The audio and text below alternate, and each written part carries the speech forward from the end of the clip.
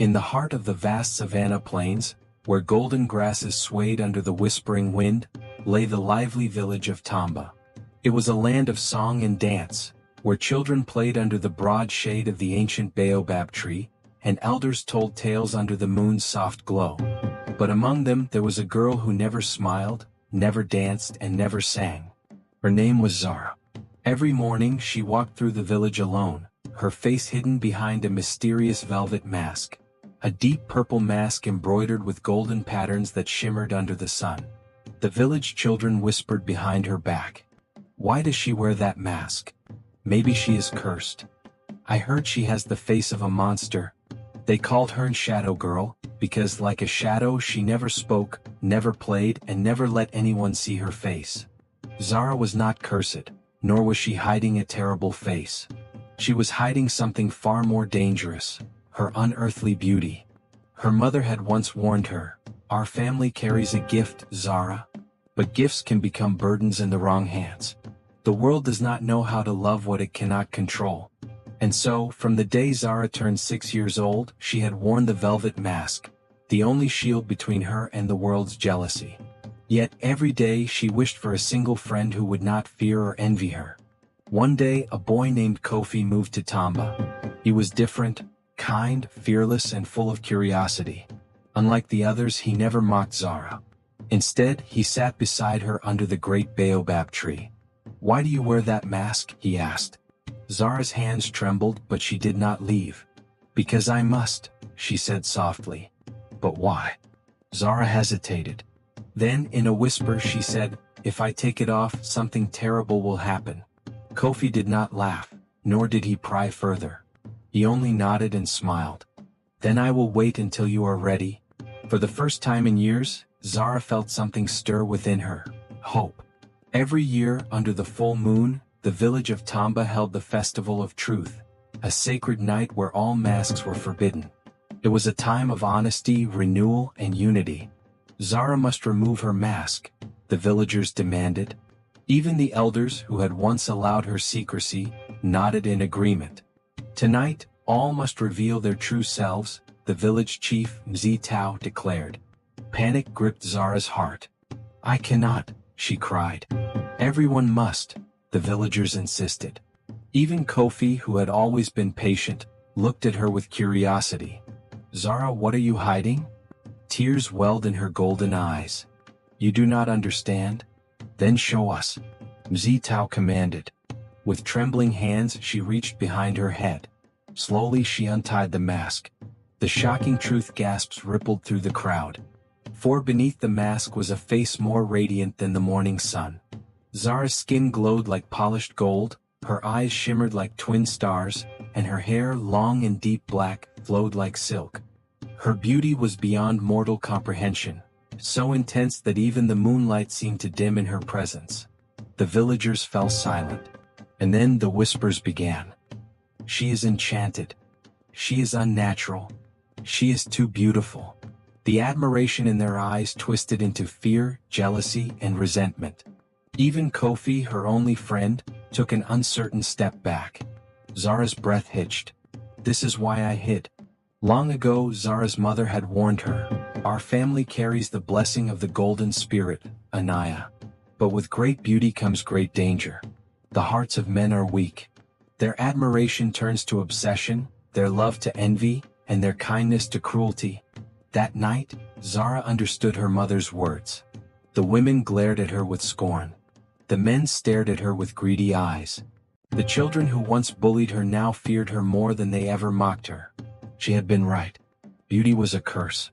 The silence shattered when an elder spoke. "She is unnatural. She is not one of us.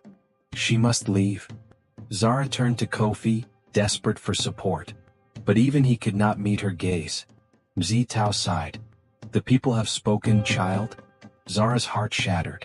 With no choice left, she picked up her mask, turned her back to the village, and walked into the dark wilderness. The world beyond Tamba was vast and uncharted, an untamed wilderness stretching far and wide. Zara walked through the night, clutching the velvet mask tightly against her chest. The moon, pale and distant, illuminated her path, casting long shadows on the ground.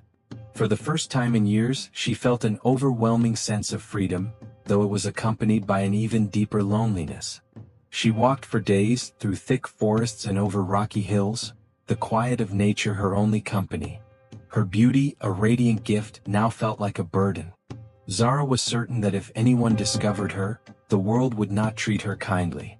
The fear of being objectified, used, or feared was all too familiar. It seemed as though the villagers had been right. Her mother had warned her, but Zara's heart still ached for understanding, for companionship, for acceptance. Zara had heard stories of the mystic springs, a hidden oasis deep within the forest, said to possess great power. It was said that those who found it would be granted wisdom, peace, and the ability to harness the gifts of the earth. Perhaps this was her only hope. Perhaps here she could find a way to live in peace with her gift, or learn how to hide it forever. As Zara ventured deeper into the forest, she came upon a wide, fast-moving river. The water was crystal clear, and the air was thick with the scent of wildflowers and damp earth. At the edge of the river, an old woman sat, her back hunched but her eyes sharp. She wore a robe made of woven reeds, and her hair was tangled with beads and leaves. "Lost, are you?" the woman asked, her voice low but filled with an unexpected warmth. Zara hesitated but nodded. "I seek the mystic springs," Zara said softly. "I wish to understand my gift and find peace." The old woman's lips curled into a knowing smile. "Ah, many seek the mystic springs, child. But not all are ready for what they will find there." Zara frowned. "What? What lies in wait?" The old woman raised a wrinkled hand, pointing toward the horizon.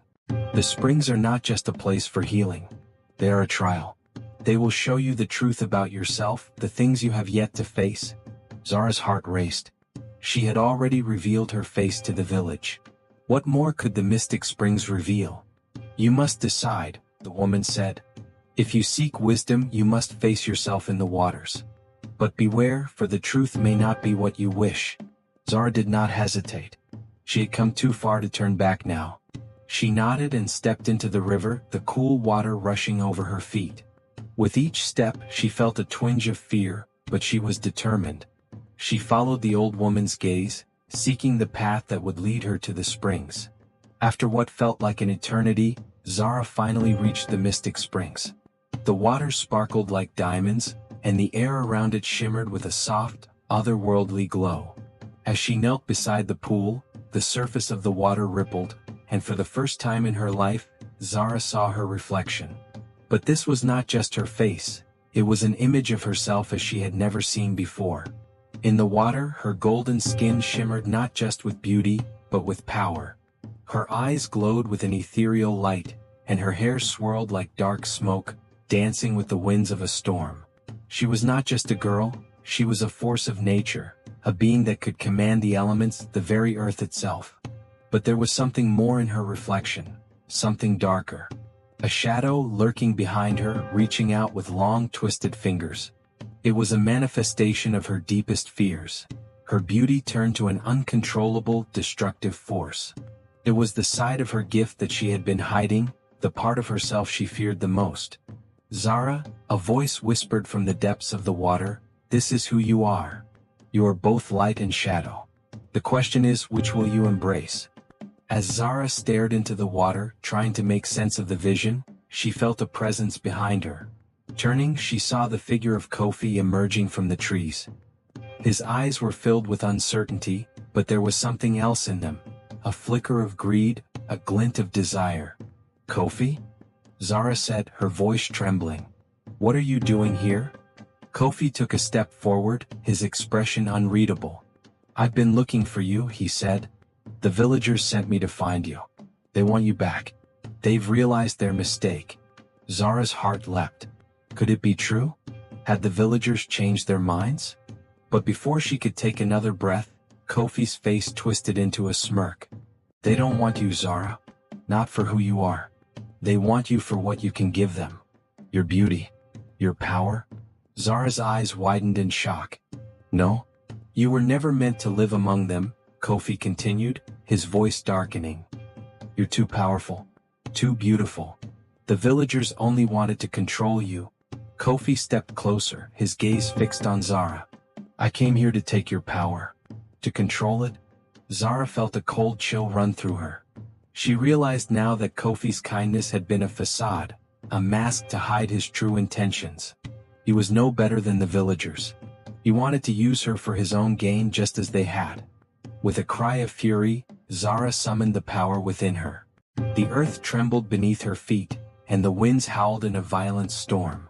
The water in the mystic springs churned and boiled, sending a wave crashing toward Kofi. But Kofi wasn't afraid. He reached out, attempting to harness her power for himself, but Zara's strength was too much. The force of her magic sent him sprawling to the ground, his hands trembling as he tried to hold onto her gift. "You cannot control me," Zara declared, her voice filled with newfound strength. "Not anymore." As the storm subsided, Zara turned her back on Kofi, leaving him behind. She realized that her journey was far from over. The mystic springs had shown her the truth of who she was, but now she had to learn to control her power, to use it wisely. She couldn't let it consume her. She continued her journey through the wilderness, facing more trials and encounters with magical beings. Some kind, others more dangerous than anything she had ever known. But through each test, Zara learned more about herself, about her gift, and about the fine line between light and shadow. But even as she grew stronger, Zara knew that her true battle was not with others. It was with herself. Would she embrace the power within her, or would she learn to hide it forever? Only time would tell. Zara's journey through the wilderness became a long and painful series of trials. The wilderness seemed both alive and unyielding, as if the land itself tested her resolve. She wandered through forests thick with ancient trees, across desolate plains where the wind howled like lost spirits, and over mountains that seemed to scrape the heavens. But with each step she grew stronger, both in power and in understanding. Yet, despite all her growth, Zara still felt the weight of her loneliness. The betrayal by Kofi had stung deeper than she had anticipated, leaving a wound in her heart. Her longing for companionship remained, but her trust in others was shattered. The world had shown her its darkness, and Zara could not forget the fearful way the villagers had looked at her, nor the dangerous hunger in Kofi's eyes. Still, something inside her whispered that this was not the end of her story. It was only a new beginning. One morning, as Zara sat by a small stream, contemplating the choices she had made, an unexpected presence appeared. An enormous oak tree stood before her, its gnarled branches stretching wide to the sky. But this was no ordinary tree, it was ancient, its bark etched with symbols and markings that pulsed with energy. Child of the golden spirit, the tree spoke in a voice that resonated like the rumble of thunder. "I have been waiting for you." Zara's eyes widened, unsure whether this was another illusion or a sign from the earth itself. "Who are you?" she asked, her voice barely a whisper. "I am the spirit of the oak," the tree replied. "I have watched over the land for centuries, guarding the balance of power between light and shadow. You carry within you the essence of both, and you have much to learn." Zara's heart raced. "I don't know if I can control it. I've already lost so much." The oak's branches creaked as if in sorrow. "You do not need to control your power, child. You must learn to balance it. Embrace both the light and the darkness within you, for they are two halves of the same whole. Without the one, the other cannot exist." Zara felt the weight of the oak's words settle in her chest.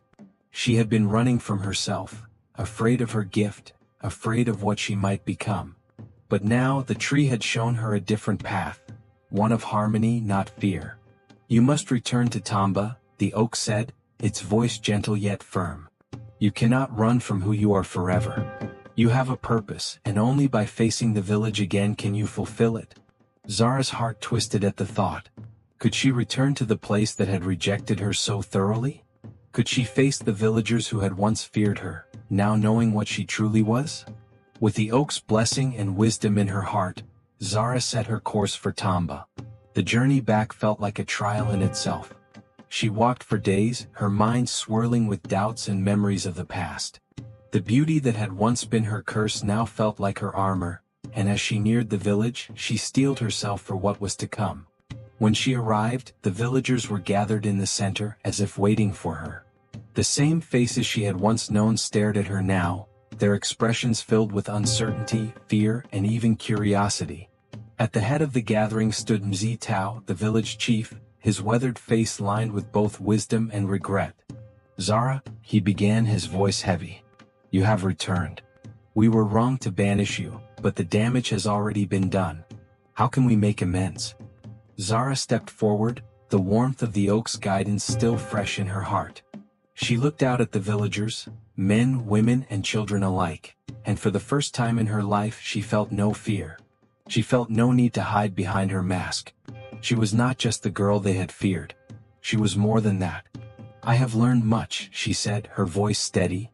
"I have learned that my beauty is not a curse but a part of who I am. It does not define me, but it is a part of me.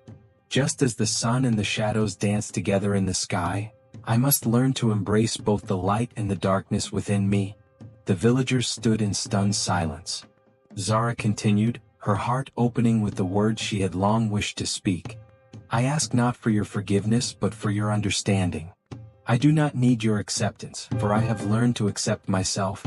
A murmur rippled through the crowd, and Kofi stepped forward, his face a mixture of shame and awe. "I was wrong," he said, his voice heavy with regret. "I sought to control you, to possess what I did not understand. I see now that your power is not something to fear. It is something to be respected." Zara nodded, her eyes softening. "The truth is, Kofi, we all carry power within us, some visible, others hidden. It is how we use that power that defines us." And with those words, Zara's final lesson was complete. She had learned to embrace herself, not just the beauty she had once feared but the strength, the wisdom, and the humility that came with it. As the days passed, Zara became a guide for the village, helping them to understand the balance of power and the importance of respecting one another's differences. She helped the people of Tamba learn that beauty in all its forms was not something to be envied or feared, but something to be celebrated. The villagers began to dance again, this time with Zara at their side. She no longer wore her velvet mask, for she had discovered that her true face was not just in her outward beauty, but in her spirit, her strength, and her wisdom. She had become the embodiment of both light and shadow, a symbol of balance and harmony. And so, Zara's story came full circle. The girl who had once been shunned by her own people became their greatest teacher. She had found peace not in hiding who she was, but in accepting it, flaws, power, and all. The village of Tamba flourished, and the story of Zara, the girl who had once hidden behind a mask, became a legend passed down through generations. The tale of how she learned to embrace both her light and her shadow, and how she taught the world to do the same, was told under the ancient baobab tree, where the dance and the songs of Tamba never ceased. And in the end, Zara's greatest gift was not her beauty, but the wisdom to share her true self with the world, knowing that true strength lies in accepting who we are inside and out.